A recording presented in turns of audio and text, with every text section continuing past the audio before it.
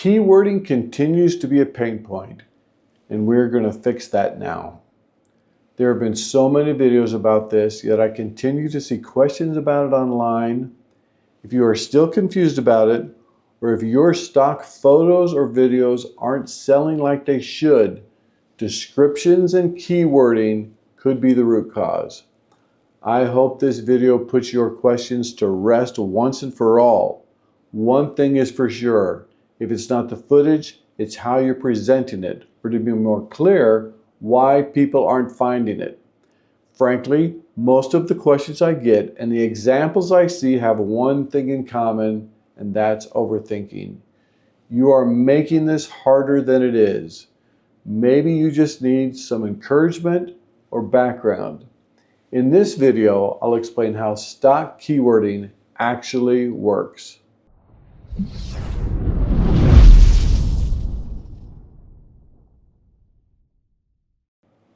Hi, I'm Boyce. I license stock video and photography across multiple agencies. Today, we're breaking down keywording in a clear, practical way. And to make sure you get it right, me, Michael Snyder, and Tristan Turner, two proven experts on selling stock footage, have joined with me to help take and put this topic to rest. First, you must stop overthinking it. Buyers are using short, clear phrases in their searches. They know what they want, and they recognize it when they see it. If you're looking for this clip of a duck and her chicks crossing the road, what would you search on? You type in duck and her chicks crossing the road. That's it. You might have a buyer search on motherhood, wildlife urbanization, or teamwork. Sure, those words can be in the keywords. You usually get 49 options, but the duck crossing the road with her chicks is what you are selling. Don't try to turn a simple scene into a vague concept. Say what it is. In regard to descriptions, I also see a lot of false information. A lot of people will say you only get 70 characters, so just use 70 characters in your description. But the truth is that the description, the entire description, is used in the SEO engine to find your clip. There is nothing wrong with using 200 characters. Those 200 characters aren't going to show up in the description when the people look at the thumbnails, but once they get the thumbnails in front of them, I guarantee you nobody is reading the descriptions.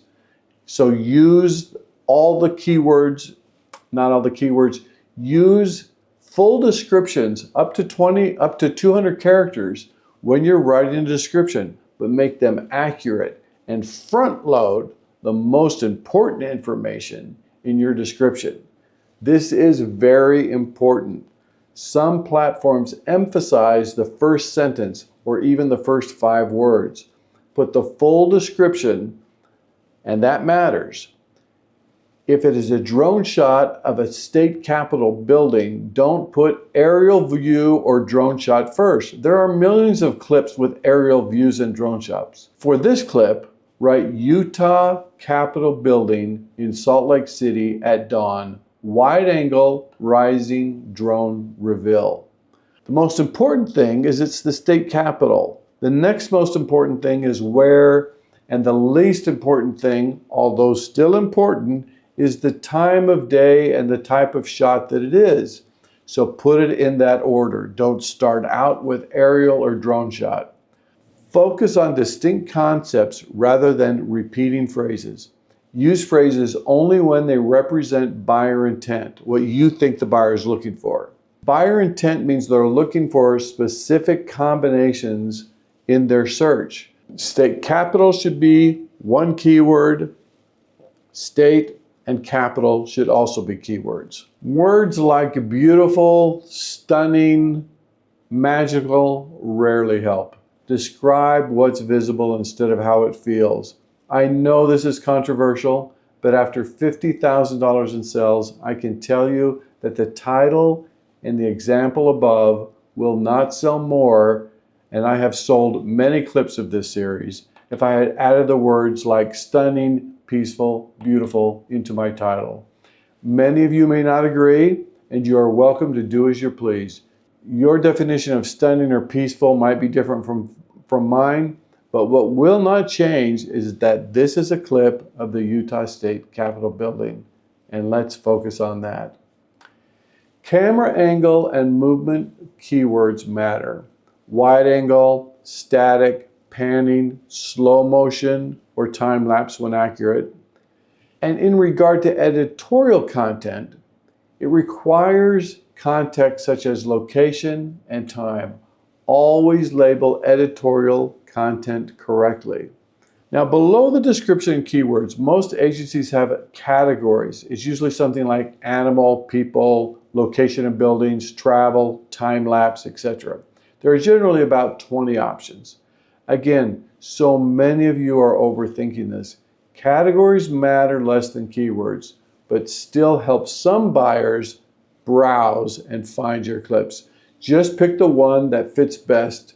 The same thing goes for subcategories. Here's a pro tip.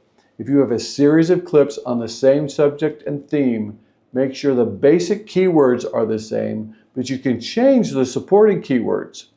And categories and subcategories can also be changed a little bit. For example, for this state capitol clip, you could put location and buildings on several of them, and you can put travel on others. In the subcategories, you can put aerial, and you could also put city.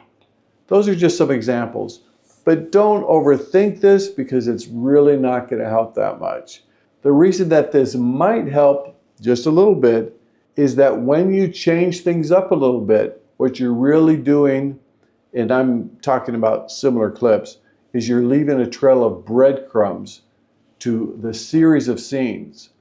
Be sure they are still 100% accurate and not misleading. This will negatively impact your sales and move your clips down in the SEO engine.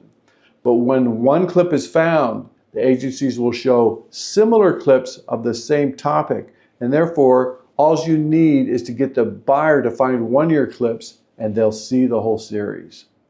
To give you some practical examples and help you stop overthinking this, we have created a free stock media keywording checklist that has 3 real-world examples, 2 commercial clips, and 1 editorial.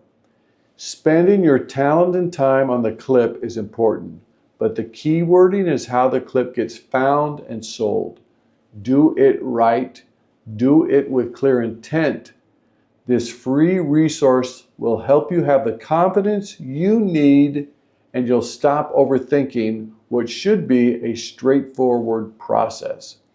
The checklist is in the description below, and I've joined a larger group of stock media creators so that we can use our collective experience and specialties together to bring more clarity to new and experienced stock media producers like you.